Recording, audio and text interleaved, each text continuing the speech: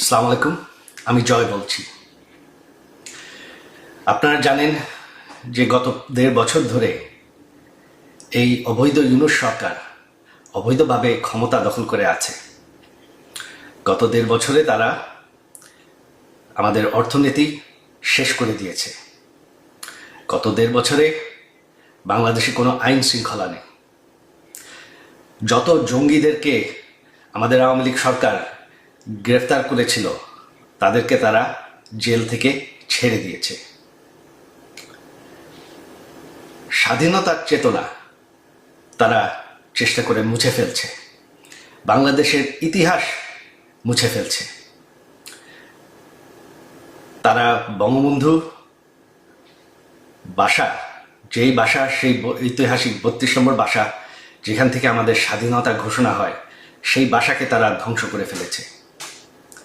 আর সবশেষে তারা এখন জামাতি রাজাকারদের হাতে দেশটাকে তুলে ধরার চেষ্টা করছে। এখন রাজাকাররাই ক্ষমতায়। এখন তারা চেষ্টা করছে বঙ্গবন্ধুর কন্যা প্রধানমন্ত্রী শেখ হাসিনাকে বিরুদ্ধে অবৈধভাবে আইন বদলায়, মিথ্যা মামলায় গায়ের জোরে সাজা দিতে। তাতে কোনো লাভ হবে না। তবে আমাদের দেশের ভবিষ্যৎ এখন অনিশ্চিত। দেশটাকে রক্ষা করতে হবে।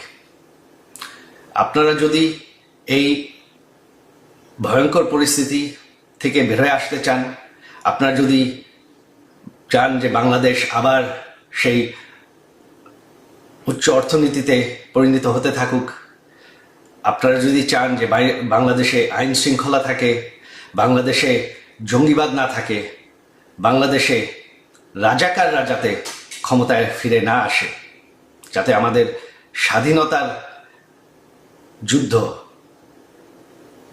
সেটা যাতে মুছে না ফেলা হয়, তাহলে আপনাদের এখন দাঁড়াতে হবে।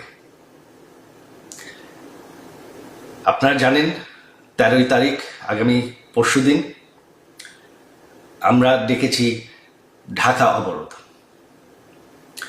ঢাকা অবরোধকে আপনাদের সফল করতে হবে।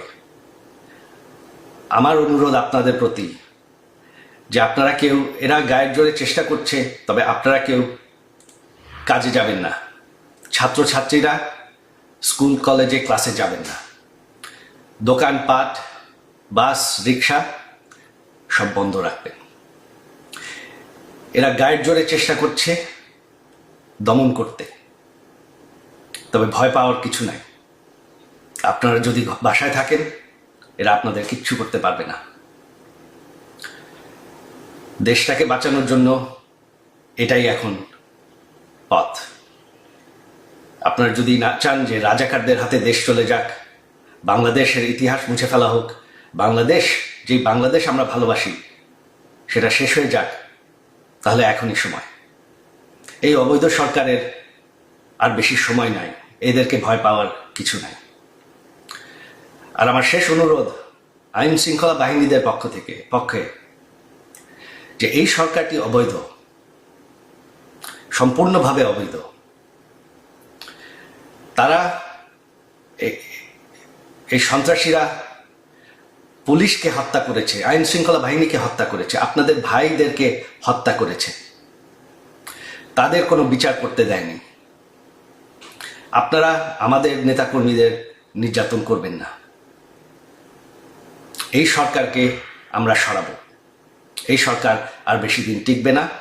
বাংলাদেশকে আবার সেই রাজাকারদের হাত থেকে আমরা অবশ্যই রক্ষা করব। ৭১-এর আন্দোলন আমরা যুদ্ধ করে জিতেছি। এই আন্দোলনও আমরা সফল হব। আপনাদের সবাই সহযোগিতা চাই। আমাদের এক হয়ে দাঁড়াতে হবে বাংলাদেশকে বাঁচানোর জন্য। জয় বাংলা।